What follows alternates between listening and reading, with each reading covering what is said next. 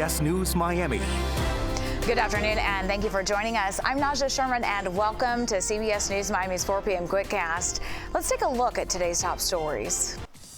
Always alerting, always tracking. This is Next Weather. And taking a live look outside right now, you can see all that haze over South Florida. This is a look at all the smoke from wildfires in Canada. Let's get right to Next Weather meteorologist Cindy Pressler. Cindy, how was this able to make it this far south? Yeah, it's that northeasterly wind today, but this is a shot. This is what it looks like over downtown Miami, and Miami's thick smoke is not as thick as it is over central parts of Florida, but the air quality right now is moderate to unhealthy. So those of you who do have respiratory problems, issues, asthma, and so forth, you want to use some caution here. It's a little bit tough to be outdoors right now. And the reason is we have a ridge of high pressure sitting over the Ohio Valley. The fires are up here in Canada, in Quebec, Canada. So that smoke is getting pulled all the way down south and moving right into the peninsula of Florida right now. So as long as we've got that northeasterly wind and the smoke is up there, that's what we're going to see. This should weaken though and start moving out by tomorrow. So I'd say for this rest of this afternoon, tonight into tomorrow morning, we're still going to see these issues. And here's your air quality right now. You can see middle Florida. There's a couple spots that's not too bad, but really middle and south Florida, that is the worst of the smoke at this point. Here in Miami, it's still moderate, but you go up to Fort Lauderdale, right there it's in the unhealthy in the red area. So be very careful if you do have those issues. And visibility, look at this, down to 6 miles now at this hour. So that smoke is quite thick and you just can't miss it. You walk out the door and it's like, wow, what's going on here? It is smoke coming all the way from Canada. We have a northeasterly flow, so the air is dry. So as far as any rain today, probably not going to see much of anything out there. Lots of dry air right now sitting over the top of South Florida. So again, that is squishing anything that would want to develop a little bit of low-level moisture, but overall, very dry pattern. Temperature, 88 degrees. It's 86 in Fort Lauderdale, 86 in Homestead, 89 degrees down in Marathon at this point. But so far, we've been up to 89 degrees. So again, we are slightly above average for this time of the year, but the humidity is so much lower. So our heat index, or what it feels like, isn't too bad. It feels like 92 degrees. And with all that sunshine today, even though we've got the haze out there, that sun's power is still getting through. So it still isn't quite as sticky as the kind of stuff we've been feeling over the last few days. So let's time this out for you. Tomorrow morning, it's still that northeasterly wind, but a shower, it is possible. If we do get anything going, it'll push it in the interior and then back out onto the west side of the state. So as you can see,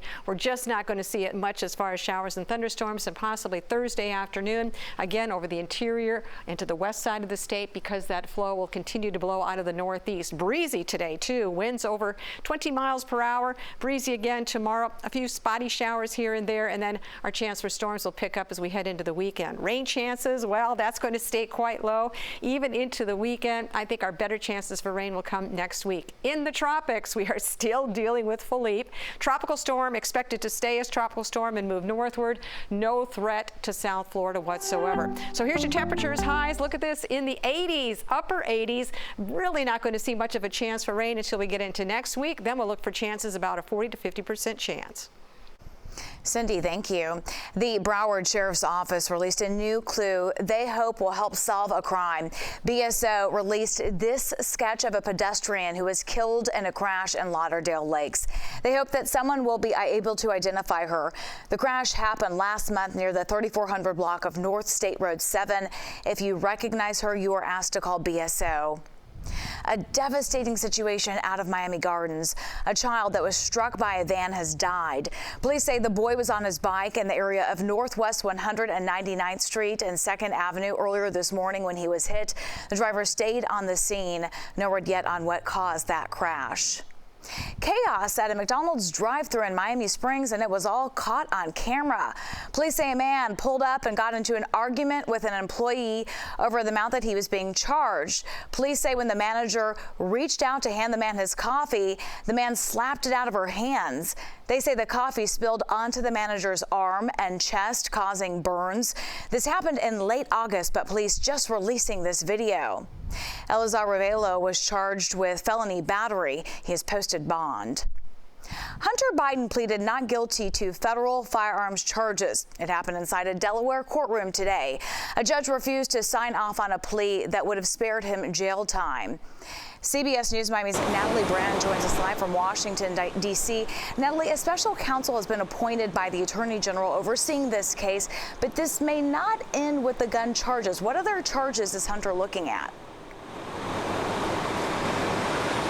Hi, Naja. Well, the Justice Department has signaled that there could be potential tax violations brought in California, where Hunter Biden lives, or here in Washington, D.C. And remember, that plea deal that fell apart earlier this summer involved both those gun charges and misdemeanor tax charges. We know that federal investigators have been looking into Hunter Biden's business dealings since 2018. And CBS News has previously reported that that probe centered around whether Hunter Biden violated any tax laws, as well as potential money laundering or foreign lobbying violations regarding his foreign business dealings. Important to note that at this point, no additional charges have been filed, but legal analysts point out that since that plea deal fell apart, it opens Hunter Biden up to a lot more legal exposure.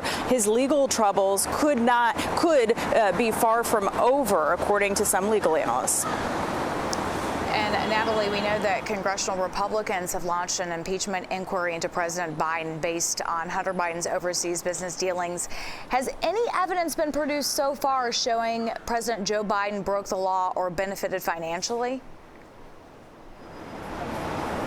Well, at this point, those GOP investigations have not produced any hard, direct evidence of wrongdoing by the president, and President Biden has denied any involvement in Hunter Biden's foreign business dealings. But we know that these GOP investigations are escalating, continue to escalate, given this impeachment inquiry process. Subpoenas have been issued for personal and business banking records of Hunter Biden, as well as the president's brother. So we can expect a lot more in the public spotlight from these House Republican investigations. And important to note that this is all playing out, as well as the federal case against Hunter Biden, as election season is heating up as well, Naja. Yeah. Well pointed out. Thank you, Natalie, for the very latest on that. When we come back, achieving the dream of home ownership. Coming up, how one South Florida mom overcame challenges to make that dream come true. Welcome back to CBS News Miami's 4 p.m. Quickcast. A man is facing felony charges. He's accused of disturbing a religious service. As CBS News Miami's Jacqueline Quinn reports, the crime intimidated worshipers. Individuals like this need to know that words matter, and we don't have the liberty to threaten people. The incident happened on Sunday as the Jewish holiday Sukkot was underway. Police say 47-year-old Udel Antonio Herrero showed up to Chabad Lubavitch of Sunny Isles yelling anti-Semitic remarks at anyone visibly Jewish, that is, having a beard, wearing traditional Orthodox clothes, or a yarmulke.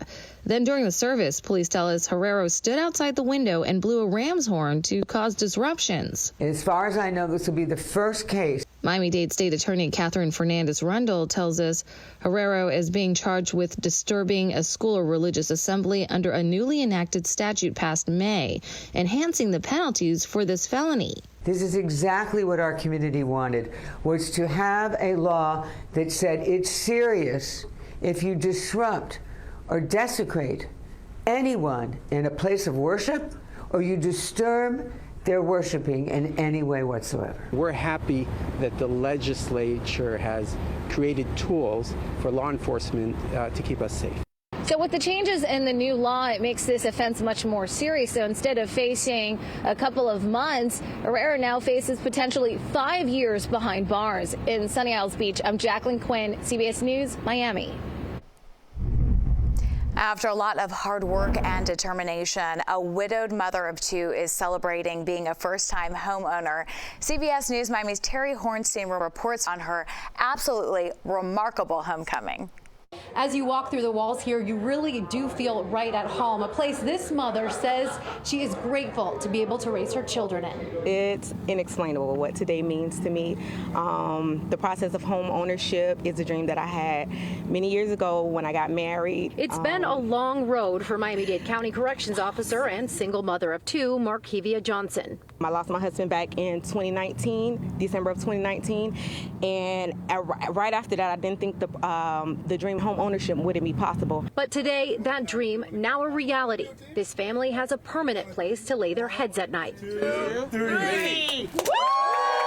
It took work, determination, a lot of saving, and a little bit of fate for this all to come together. The house was actually under construction and under contract already. At that moment, I said, this is going to be my house.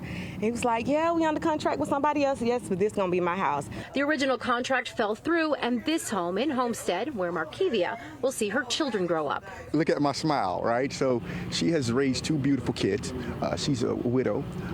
She has gone through the tribulations up and down, and she's been able to hold her head up through the entire process. This all possible with the help of Miami-Dade County Commissioner Keone McGee and several other local organizations. This is what America's really about, giving opportunity to those who deserve it, those who work hard. A place Marquivia and her children can truly call their own.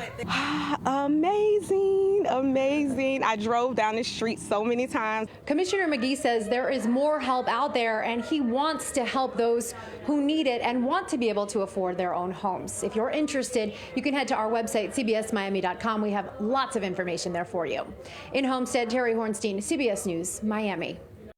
That is fantastic. Congratulations on your new home. That's your Quickcast. I'm Nasha Sherman. Stay tuned for more news right here on CBS News Miami, and have a great day.